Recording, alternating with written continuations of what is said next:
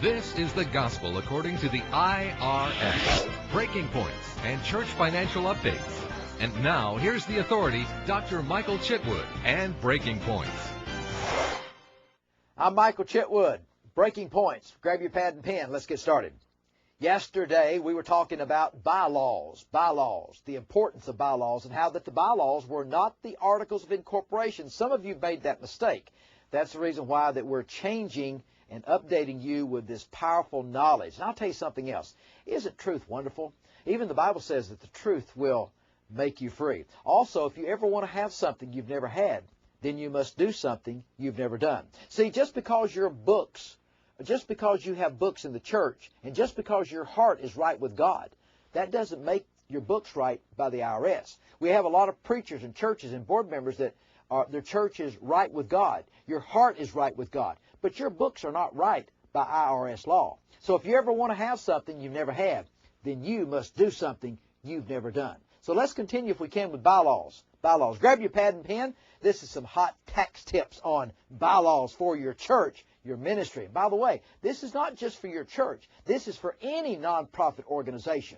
And this will help you tremendously. Number 7. I finished 1 through 6 yesterday. I'd like to begin with number 7 today. And that is the selection and the tenure and the removal of any officers and or directors. Do you know that you have the right to remove officers and directors that do not participate? And I even say that you have the right to remove some of them that don't share or care for the vision of the upper house. Therefore, you must realize that you must have something in your bylaws for the selection of officers, the tenure of the officers, and then the removal of those officers. I like to see their time 1 year. Now, we do have some churches that have one for 3-year period, and then one drops off, and make it simple. Let's have an annual election. You're voted on for a year. At the end of that year, you're either re-voted back on or you're voted off. It's just that simple. Number 8, what about filling vacancies? You have to have in your bylaws the method and the channel and the procedure on how to fill vacancies. Number 9, the responsibilities and the powers of officers and of the directors.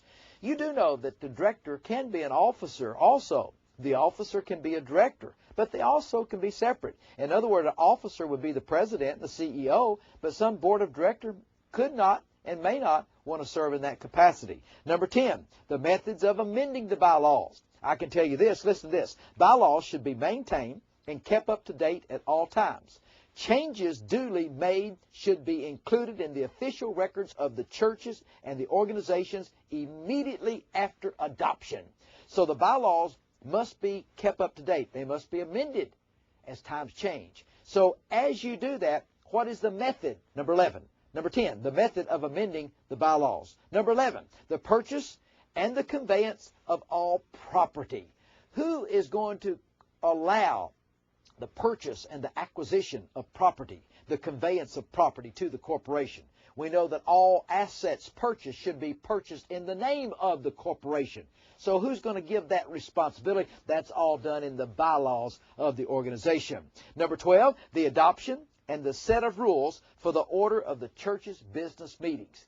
What business meeting procedure rules are you going to follow? A lot of people try to follow the Robert's Rules of Order. Therefore, it's important for you to make sure that you find the one that meets your criteria the best of all. Number 13, rules for ensuring compliance with certain state and federal obligations and regulations. So number 13, the rules for ensuring compliance and the state and regular and federal requirements and obligations. Now, what's important about all of this is this. As you go through this, if your bylaws are not where they should be, you understand that you're going to have a major problem, because if you ever have a dispute, what are the courts going to go to? What are the members going to go to? You need to think about this right now. Before you build your house too big, you better make sure that you've got your bylaws where that no one's going to be able to take that ministry away from whoever God gave that vision to. And there's a lot of people that want to try to take something away once it gets big and once there's plenty of money around in the churches or the organization's bank account. So if there's a dispute, who are you going to go to? They're going to turn to the bylaws. And I'm going to discuss with you something very important tomorrow. I'm going to talk about Article 13, 14, 15, and 16. I've already given you 13. I've given you 7 through 13. But I want to come back tomorrow and talk a little bit about 13. I'm going to give you Article 14, 15, and 16. And then I'd like to talk about the different types of church government. That's going to be on the major hot tax points tomorrow. I'm Michael Chitwood. Breaking Points gives you the latest IRS updates and tax law. Pastor, if the IRS came to your church today, what would you say? If you really want your house of worship in order, call 1-800-345-9117.